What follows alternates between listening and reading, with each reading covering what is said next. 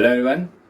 आज जो हम लोग बात करने वाले हैं पूसा बायोडिकम्पोजर के बारे में बात करने वाले हैं। तो आखिर पूसा बायोडिकम्पोजर जो आपने रिसेंटली काफी सारी जगह में सुना, खासकर दिल्ली में आपने इसको काफी जगह सुना। दिल्ली गवर्नमेंट ने इसको काफी प्रमोट किया, काफी स्टेट्स में प्रमोट करने के लिए कहा गया, उसके नियर बाय स्टेट में, चाहे वो हरियाणा हो चाहे पंजाब हो, क्योंकि एक प्रॉब्लम आ रही थी दिल्ली में, वो है एयर पोल्यूशन क्वालिटी की। और उसके सॉल्यूशन में जो एग्रीकल्चर प्रॉब्लम था, उसका जो एग्रीकल्चर प्रॉब्लम था, जो स्ट्रॉ बर्निंग की प्रॉब्लम थी, उसको एक साइंटिफिक तरीके से सॉल्व करने की कोशिश की। अब पूसा बायोडिकम्पोजर क्या है और बाकी स्टेट्स में इसको क्यों लागू होना चाहिए, इसके बारे में हम लोग डिटेल में बात करेंगे कि पूसा बायोडिकम्पोजर आखिर है क्या। हाल ही में IRI दिल्ली, पूसा नई दिल्ली ने एक पूसा उसके माइक्रोबायोलॉजी डिपार्टमेंट में आपका डॉक्टर लवलीन शुक्ला ने, डिपार्टमेंट ऑफ माइक्रोबायोलॉजी के डॉक्टर प्रिंसिपल साइंटिस्ट ने एक माइक्रो ऑर्गेनिज्म कॉकटेल तैयार किया जिसको बायोडिकम्पोजर कहा गया। अब माइक्रोबियल बायोडिकम्पोजर कहते किसको है, माइक्रोबियल बायोडिकम्पोजर कॉकटेल क्या है? ये एक काफी सारे माइक्रो ऑर्गेनिज्म, फंगस या बैक्टीरिया का एक कॉकटेल है। इसका स्पेसिफिक डिटेल कौन से फंगस कौन से माइक्रोब से, वो तो पेटेंट इशू है, इसलिए नहीं पता कि कौन से फंगस को उन्होंने यूज किया है, लेकिन ये एक काफी सारे फंगस और बैक्टीरिया का एक कॉकटेल है जिसको स्ट्रॉस पे, स्पेसिफिकली स्ट्रॉस पे वे काफी कारगर है डिकम्पोज करने के लिए और इसको ऑर्गेनिक मैटर में कन्वर्ट करने के लिए। अब ये एनवायरमेंटल इशू को कैसे सॉल्व करता है ये देखते हैं, और फार्मर्स के लिए ये फ्रेंडली ऑप्शन क्यों है, और साथ ही साथ जो मेट्रो सिटीज में जो अपने किचन्स में कंपोस्टिंग करते हैं, मैन्यूरिंग तैयार करते हैं, गार्डनिंग के लिए करते हैं, उसमें भी क्यों बेनिफिट है, इसके बारे में हम लोग जानते हैं। ठीक है, तो पूसा बायोडिकम्पोजर आपका देखिए, मेजरली जो प्रॉब्लम्स आती है आपकी स्ट्रॉ, खासकर स्ट्रॉ के केस में, तो स्ट्रॉ आपका जल्दी डिग्रेड नहीं होता, इसलिए उसको पूसा बायोडिकम्पोजर क्या करता है, उसको आपका इनहेंस कर देता है, स्पीड ऑफ डिकम्पोजिशन को फास्ट कर देता है, क्योंकि फार्मर्स उसको जल्दी डिकम्पोज नहीं होता इसलिए, और उसको अलग करके फील्ड से उसको हटाना बहुत मुश्किल होता है, इसलिए फार्मर्स क्या करते हैं, उसको जनरली बर्न कर देते हैं, जिसके कारण एयर क्वालिटी इंडेक्स डाउन हो जाती है। साथ ही साथ सबसे मेजर प्रॉब्लम आती है आपकी, साथ ही साथ क्या प्रॉब्लम आती है कि प्रॉब्लम ये है कि उसमें आपका न्यूट्रिएंट लॉस होता है। सिर्फ एक एकड़ फार्म में 2 से 4 मेट्रिक टन, 5 मेट्रिक टन का स्ट्रॉ जनरेट होता है, जिसके कारण आपका उसमें काफी सारे न्यूट्रिएंट एब्जॉर्ब रहते हैं, और उसको बर्न करने के कारण, सिर्फ स्ट्रॉ की बर्निंग की बात कर रहा हूँ, क्योंकि अब आजकल हार्वेस्टर के यूज होते हैं, तो आपका स्ट्रॉ अलग हो जाता है और नीचे आपका 25 सेंटीमीटर के अराउंड आपका जो स्ट्रॉ है वो नीचे सॉइल के साथ अटैच रहता है, जिसको फार्मर्स बर्न कर देते हैं। ठीक है, तो अब जो स्ट्रॉ बर्न हो रहे हैं या जो वेस्ट हो रहे हैं, उसको क्या किया जाए, वो उसको तो सॉइल के न्यूट्रिएंट्स को डिस्ट्रॉय कर रहे हैं। अराउंड स्ट्रॉ बर्निंग से आपका 30 केजी नाइट्रोजन, 5 केजी फॉस्फोरस और 60 केजी के पोटास की मात्रा को आप सॉइल से डिस्ट्रॉय कर रहे हैं, जिसका आपका एडिशनल कॉस्ट आपको अगले जो क्रॉपिंग होगा उसमें आपको देना पड़ेगा, मतलब आपका एडिशनल फर्टिलाइजर रिक्वायरमेंट काफी बढ़ जाएगा। अब आपका एडिशनल फर्टिलाइजर रिक्वायरमेंट बढ़ जाएगा तो आपका कॉस्ट ऑफ फार्मिंग भी बढ़ेगा। साथ ही साथ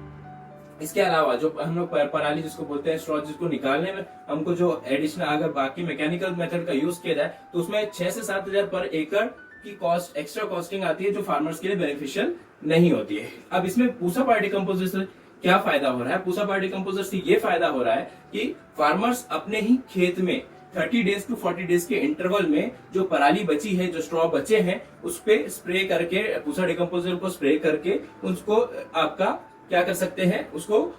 खाद में कन्वर्ट कर सकते हैं, मैन्योर में कन्वर्ट कर सकते हैं। अब इससे क्या होगा, ऑर्गेनिक मैटर बढ़ेगा, सॉइल की हेल्थ भी अच्छी होगी, साथ ही साथ न्यूट्रिएंट का रिक्वायरमेंट अगले क्रॉपिंग के लिए कम हो जाएगा। जो क्रॉप नेक्स्ट में आपका लगेगा वो आपका ज्यादा ऑर्गेनिक मैटर और उसमें जो न्यूट्रिएंट है वो क्रॉप्स को डायरेक्टली मिल पाएंगे, ना कि वेस्ट होने की वजह। ठीक है, अब एनवायरमेंट को तो फायदा करेगा ही, क्योंकि बर्निंग नहीं हुई तो एयर पोल्यूशन भी नहीं हुआ। और एयर पोल्यूशन सिर्फ दिल्ली का इशू नहीं है, अगर सिर्फ दिल्ली में एयर क्वालिटी इंडेक्स कम हो रही है, इसका मतलब ऑल ओवर इंडिया में भी अगर बर्स्टेबल बर्निंग होती है, स्ट्रॉ बर्निंग होती है, तो उसके कारण आपका काफी सारा न्यूट्रिएंट लॉस सॉइल से भी होता है, साथ ही साथ एयर क्वालिटी में भी डिटोरेशन होता है, एयर क्वालिटी भी आपकी कम होती जाती है। तो इसका मतलब ये नहीं कि जब हम सांस नहीं ले पा रहे हैं उसी समय हम उस सॉल्यूशन को वहीं पे यूज करें, इसका मतलब ये होता है कि बाकी जगह में भी हम क्या करें कि इन चीजों को धीरे धीरे इंप्लीमेंट करें, क्योंकि ये इतने लार्ज पॉपुलेशन पे धीरे धीरे एक्सटेंड करना काफी लंबे समय की बात होती है। फार्मर्स को इसको एक्सेप्ट करना पड़ेगा, साइंटिस्ट के थ्रू इसको आपको एक्सटेंशन के थ्रू इसको फार्मर्स तक पहुंचाना पड़ेगा, और फार्मर्स को धीरे धीरे इसको एक्सेप्ट करना पड़ेगा। उनके बेनिफिट्स धीरे धीरे उनको जब समझ में आएंगे तब वो उस टेक्नोलॉजी को एक्सेप्ट करते हैं। ठीक है, अब हम बात करते हैं कि पूसा बायोडिकम्पोजर है क्या और उसको कैसे यूज किया जाता है। पूसा बायोडिकम्पोजर दो वेरिएंट में दिल्ली ने उसको दो वेरिएंट में निकाला, एक लिक्विड में निकाला है, एक कैप्सूल फॉर्म में निकाला है। लिक्विड फॉर्म आपका 1 लीटर और 100 ml फॉर्म में निकाला है, और आपका कैप्सूल आपका 20 रुपीज में 4 कैप्सूल के अराउंड उन्होंने निकाला है। अब कैप्सूल ट्रांसपोर्टेशन बेसिस में इजिली है, लेकिन कैप्सूल का क्या कर सकते हैं, कैप्सूल आपके जो यूज में आते हैं वो कैप्सूल को आपको कल्चर तैयार करना पड़ेगा, और कल्चर को बाद में 25 लीटर वॉल्यूम वाटर में मिला के उसको स्प्रे करना पड़ेगा। अब उसमें देखते हैं कैप्सूल जो आपको मिलता है, कैप्सूल को 4 कैप्सूल को आप क्या करते हैं कि 150 ग्राम जैगरी या गुड़ जिसको बोलते हैं उसको बॉईल करते हैं वाटर में, 5 लीटर वाटर में, और जो वाटर में बॉईल करते हैं उसमें आप कैप्सूल ठंडे होने के बाद बेसन डालते हैं। बेसन डालने के बाद आप उसको क्या करते हैं, उसमें आप कैप्सूल के जो माइक्रोब्स है उसको डालते हैं, ताकि वो आपका जो जैगरी या गुड़ और जो आपका वाटर और बेसन के साथ जो तैयार हुआ है वो आपका एक्चुअली है क्या, वो आपका एक मीडिया तैयार हुआ है जिसमें माइक्रोब्स को न्यूट्रिएंट मिलेगा, और न्यूट्रिएंट्स में जिसमें माइक्रोब्स रेप्लिकेट करेंगे, माइक्रोब्स ग्रो करेंगे और माइक्रोब्स की शीट बनेगी। अब वो जो माइक्रोब्स है जनरली जो 5 लीटर है वो तो आपके लिए पर्याप्त नहीं है, तो उसको कितना वॉल्यूम तक बताया गया कि 25 लीटर तक आप उसको डाइल्यूट कर सकते हैं। 25 लीटर में आप उसको स्प्रे कर सकते हैं अगर आप फील्ड में स्प्रे कर रहे हैं स्नैपसैक स्प्रेयर के थ्रू। इसके अलावा अगर आप आउटसाइड कंपोस्टिंग कर रहे हैं तो आप उसको रीयूज कर सकते हैं, बार बार उसी चीज को यूज करते हैं, बार बार कल्चर बनाने की आवश्यकता नहीं है।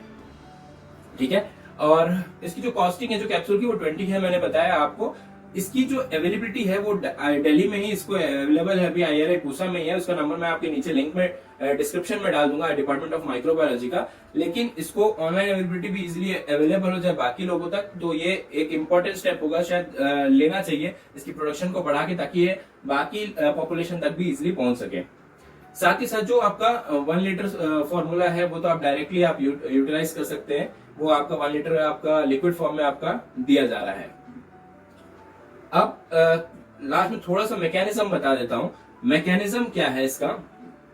मैकेनिज्म की बात करूं तो क्योंकि स्ट्रॉ में आपका जो CN रेशियो है वो काफी ज्यादा होता है, अराउंड 200 to 300:1 CN रेशियो होता है, और आपके जो स्ट्रॉ डस्ट होते हैं उसमें 600:1 तक का CN रेशियो होता है। तो जितना ज्यादा CN रेशियो उतना जल्दी आपका धीरे धीरे आपका स्ट्रॉ डिकम्पोजिशन होता